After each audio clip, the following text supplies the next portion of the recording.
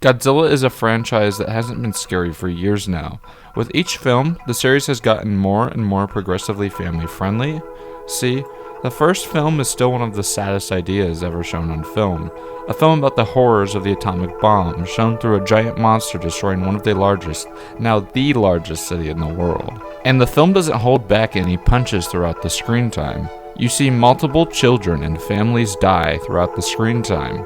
The first film still holds up as a truly saddening and frightening experience as you watch it. And the film has a way of conveying the true horrors of the atomic bomb that most films have not been able to replicate since. So it's even more ironic that Godzilla turned into the household kid-friendly name it is now. I mean, come on.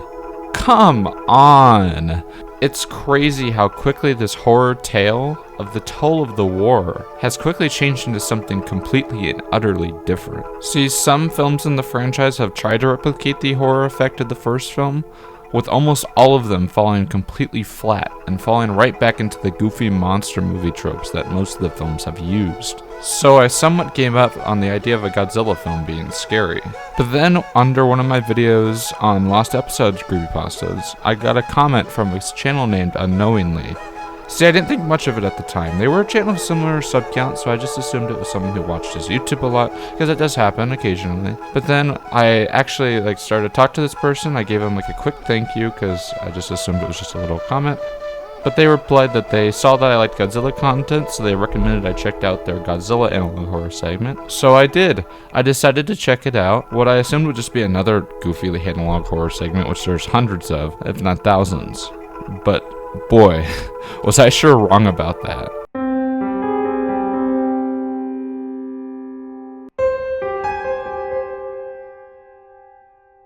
See, the man in the suit tells the story of a cursed Godzilla suit, or sets of them. The segment implies that many of the suits used in the Godzilla films were monsters in of themselves, and that as the films went along, the people would slowly change and change as they went further and further into the series. For example, one of the first victims of the suit is the guy wearing the Godzilla suit in the first film. The actor complains about pain in the suit, but when they try to remove it, it reveals that underneath the suit, his skin and body have completely melded and morphed into the shape of the Godzilla suit. This continues with the Anguirus suit, and the actors inside the suits get progressively more violent as the story goes along. The way the show explains this is that the people literally explode inside the suit, and completely fuse with the suit upon exploding. This causes the people to literally turn into the monsters themselves due to the radiation coming from inside the suits. And truly, as batshit insane that sounds, I think it's quite literally extremely unique for something I've seen. It's not just like a FNAF trope where it's just people getting killed in the suits. It's not like Souls. These people are literally exploding from the inside, which is ridiculous, but it's kind of crazy. And because of this, the mutations would essentially cause the people inside the suits to literally change more and more until they become just like this costume itself. It's a horrifying idea that stuck with me for a while after. And imagine your body just painfully exploding out while you were still alive, and then your body changing rapidly to become the monster that you were acting as, and that your brain literally becomes animalistic like the monster you're playing itself. And overall, because of this, I'd say this story is horrifying. But I don't want to comment too much on the story as it's still in progress. This is a brand new series. So if the interpretation of this story goes completely wrong, then please disregard this section, as I could be completely talking out of my ass here. So just let me know if I was completely wrong, and let's continue with this. But my theory so far about the story is that the suits themselves are the sources of this radiation disease, and that someone at Toho is involved with this. And that would somehow make someone at Toho know how to make living suits, and that the fact that the suits are in fact alive is crazy to me. But I think this makes sense, as the suits being alive would make sense with the people literally changing into the suits. And literally I don't think the person is alive in the suit anymore. I think it's the suit has taken over, essentially, changing them into the monster that they are wearing. I don't think the person is truly inside of there anymore. It's just the suit now. I think this is what is shown in the episode on growth. You hear about the people in the suit begin changing in behavior, becoming more and more erratic and animalistic the longer that they are inside the suit. This makes the suit completely take over and control the people inside the suit. But that's just my theory, and I also think that the other part that goes along with this is the part where we see the monster in the hallway, where it doesn't even look human anymore. It just looks like an evil beast in that hallway that's following this lady. But that's just my theory, though. But I believe there may be some warrant to it. But if there's not, let me know in the comments down below. And now let's get on to why I think the series itself is so scary compared to a lot of the analog horror that's out right now.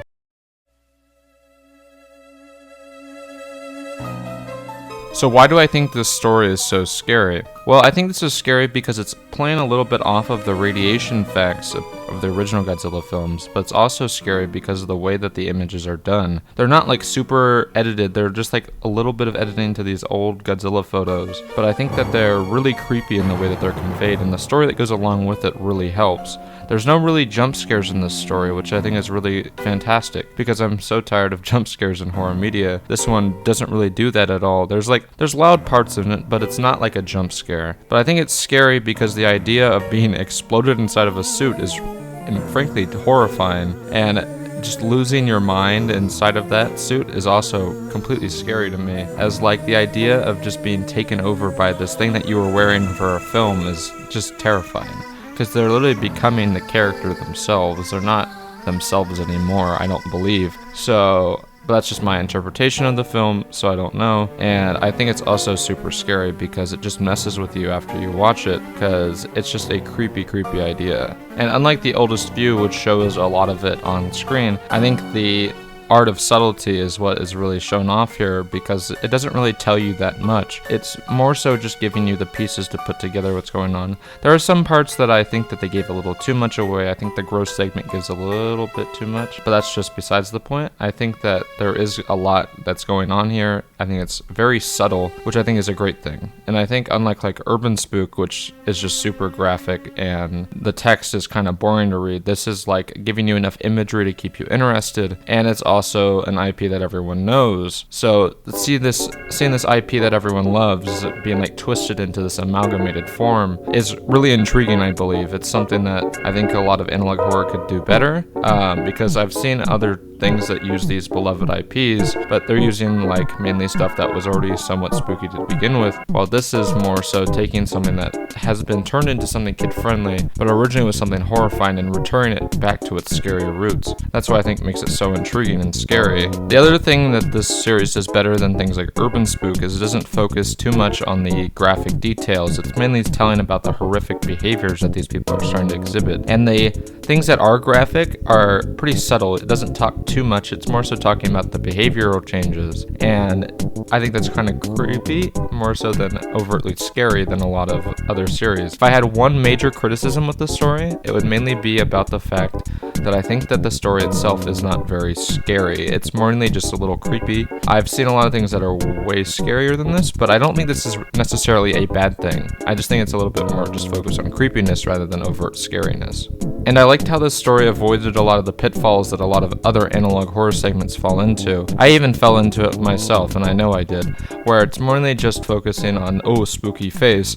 This doesn't really have that germa face moment that a lot of the other spooky analog horror segments have. This one is mainly focused on the graphic depictions of these people just changing, and it's not just like, oh, look at this spooky face, germa face, you know, like what all the other analog horror segments are doing. This reminds me closer of something like Greylock, which is a lot more build-up than a lot of the other analog horror segments did. This is more so just building up to something. I'm really intrigued to see where this is building up to, because I want to know what's going on with this story. It's a lot of build up, and I'm waiting to see the impact, because I know with the newest one, the Mothra one, we see it in the cocoon, and I want to see where this is going. So, and I'm excited to see where this goes. So let's see where it goes. And I'm going to conclude this video now. Let's get on to the conclusion.